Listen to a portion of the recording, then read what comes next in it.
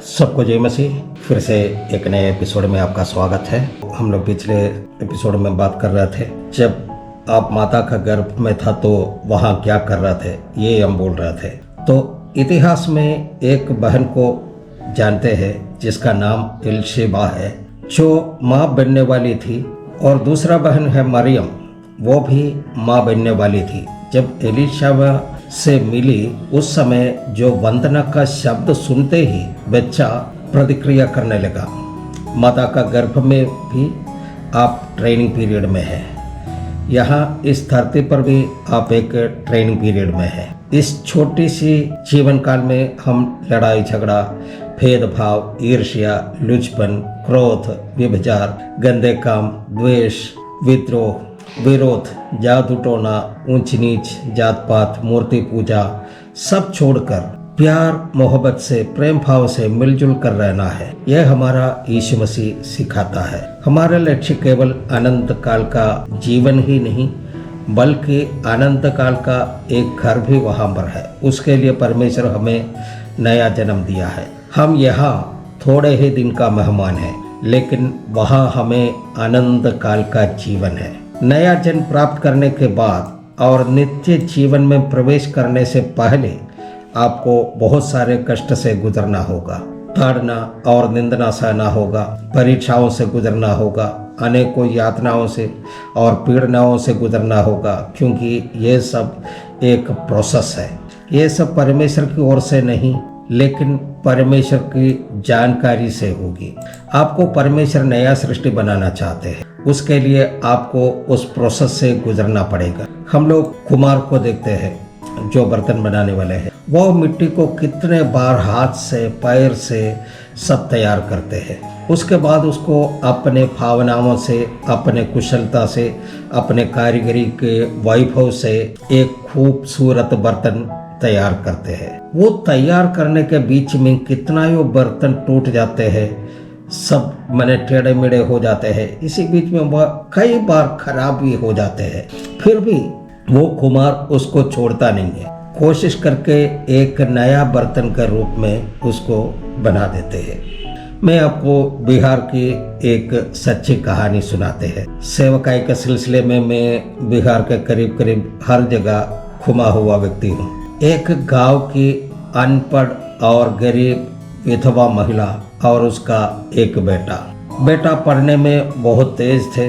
बहुत ही कष्ट सहकर, दुख उठाकर उस बेटे को पढ़ाया लिखाया, बड़ा ऑफिसर बनाया। वो बेटा शहर में नौकरी कर रहे थे। बेटा बराबर गांव आता है, अपने माँ से मिलते हैं। बेटा पैसा कमाया, शहर में थोड़ा सा जमीन लिया और एक मकान बनाना शुरू कर दिया।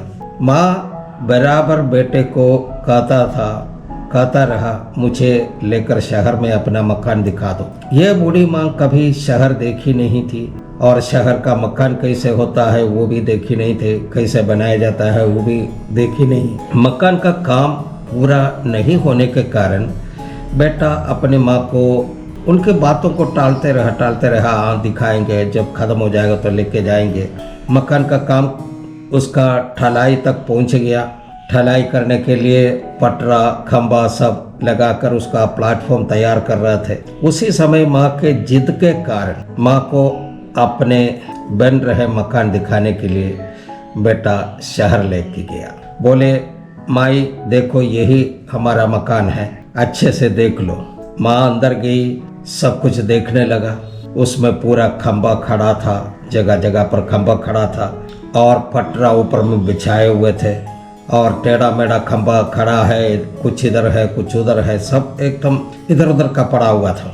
ये सब देखने के बाद बेटा से बोले, बेटा तू ये कैसा मकान बना रहा है? किसी को बैठने का जगह नहीं, आदमी ठीक से खड़ा नहीं हो पाता है, एक चौकी तो क्या एक कुर्सी डालने के लिए इसी में जगह नहीं है, कैसे इसी में तू रहेगा? बेटा माँ को समझाता है, माई अभी ये मकान पूरा नहीं हुआ है, काम चल रहा है, काम अभी अधूरा है। जब पूरा बन जाने के बाद आप देख लेना कि कितना सुंदर मकान है और इसी में कितना जगह है, सब आप देख लेना। इसी प्रकार है परमेश्वर आपको और हमको बना रहा है, हमें तैयार कर रहा है। हमारे स्वभाव को बदल रहा है, हमारे चाल चलन को बदल रहा है, हमारा सोच विचार को बदल रहा है, हमारे नजरिए को बदल रहा है। परमेश्वर आपको और हमको जैसे देखना चाहता है वैसे बना रहा है। हम अपने आप को देखिए, हम कितना बड़े पापी थे, हम अंधकार में थे। उस जगह से हमको निकाल करके उसी पापी मनुष्य को एक सिद्ध मनुष्य बनाने के लिए, एक धर्मी मनुष्य बनाने के लिए परमेश्वर मैंने पूरी तैयारी कर रहा है हमको और आपको। हमको उस प्रोसेस से गुजरना पड़ेगा। उसी में कष्ट होगा, दुख होगा, तकलीफ होगा, पीड़नाएं होगी, यातनाएं होगी, सब प्रोसेस से हमको निकाल करके ले आता है। परमेश्वर आपको और हमको स्टेप बाय स्टेप बना रहा है। जब काम पूरा हो जाएगा तो आप एक सिद्ध मनुष्य बन जाएगा, एक नया मनुष्य बन जाएगा, एक धार्मिक मनुष्य बन जाएगा। तब आपका पड़ोसी, आपका दोस्त आपको बोलेंगे, देखो ये व्यक्ति कितना बदल गया है। हालेलुया। यहीं पर एक वचन पढ़ना चाहते हैं, पहला पत्रोस का पहला अध्याय का 6 और 7। और इस कारण तुम मगन होते हो, यद्यपि अवश्य है कि अब कुछ दिन तक नाना प्रकार के परीक्षाओं के कारण उदास हो, और ये इसलिए है कि तुम्हारा परखा हुआ विश्वास, जो आग से ताए हुए नाशमान सोने से भी कहीं अधिक बहुमूल्य है, यीशु मसीह के प्रकट होने पर प्रशंसा और महिमा और आदर का कारण ठहरे। Hallelujah, hallelujah. इसलिए आप ऐसे प्रार्थना मत कीजिएगा कि मुझे और भी समस्या दे, मुझे और भी परेशानियों से गुजारे, बल्कि ऐसा प्रार्थना कीजिए कि प्रभु मुझे और भी इस्तेमाल करे। तब आप अपने आप उस आग की भट्टी में से पड़ जाएंगे। हालेलुया। परमेश्वर के आगमन का समय बहुत ही नजदीक है। हो सकता है आपको कल ये अवसर नहीं मिले, कल ऐसा एक वीडियो आपको देखने को नहीं मिले, कल आपको चर्च मीटिंग में जाने का मौका नहीं मिले। इसलिए आज समय है, अभी समय है। कोई भी व्यक्ति अभी भी यीशु मसीह को अपना उद्धारकर्ता स्वीकार नहीं किया हो, वो भी निर्णय ले सकते हैं। ऐसे लोग ये प्रार्थना कीजिए, प्रभु मुझे अपना पाप से छुटकारा दीजिए, मेरा पाप को आप क्षमा कीजिए। यही प्रार्थना करें, परमेश्वर आपको आशीष देगा, आपको छुटकारा देगा, आपको उद्धार देगा। आप जैसे जैसे विश्वास में आगे बढ़ते जाएंगे, आप पवित्र और सिद्ध मनुष्य बनते जाएगा। Hallelujah. When you grew up in faith and spirit, you will become like Jesus who is पवित्र। आप विश्वास में और आत्मा में बढ़ते रहेंगे तो आप ही यीशु मसीह के जैसे पवित्र बन जाएगा।